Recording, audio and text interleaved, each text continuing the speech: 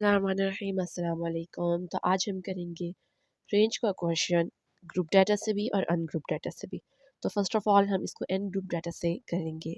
इसमें हमारा है calculate coefficient of range for the data in 37, 80, 82, 41, 49, 60, 38, 61, 64 and 29। तो ये इसका फार्मूला है। फार्मूला आपने मैं हमेशा कहती हूँ कि पहले लिख लेना है। और इसका मीनिंग है अपर क्लास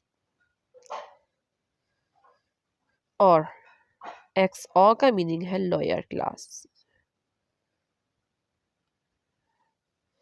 तो सबसे पहले आपने देखना है कि इसमें सबसे हाईएस्ट वैल्यू कौन सी है। 82 के बाद कुछ नहीं है तो 82 अपर हो गई और सबसे छोटी है 29। तो एक दफ़ा आपने माइनस करना है अपर क्लास में से लोअर क्लास को, एक दफ़ा अपर क्लास में से लोअर क्लास को माइनस करना है। तो जब हमने इनको सॉल्व आउट किया कैलकुलेटर में तो हमारा आंसर है 0.48। तो ये था हमारा अनग्रुप डाटा का रेंज। और अब हम करेंगे ग्रुप डाटा से। तो ग्रुप डाटा के लिए हमें दिया है calculate the coefficient of range for the following frequency distribution. Marks दिए हुए हैं और फ्रीक्वेंसी दी हुई है। तो सबसे पहले हमने मार्क्स लिख लिए और फ्रीक्वेंसी लिख ली।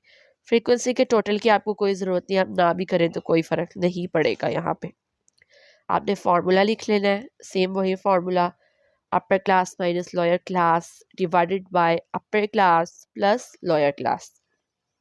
अब इसमें हम क्या करेंगे, क्लास बाउंड्रीज निकालेंगे क्या, नहीं।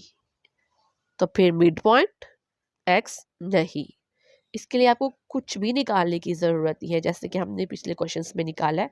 सिंपली इसके लिए हमने जो हमें डाटा दिया उसमें से ही हम देखेंगे। सबसे छोटी वैल्यू ये है, सबसे बड़ी वैल्यू ये है।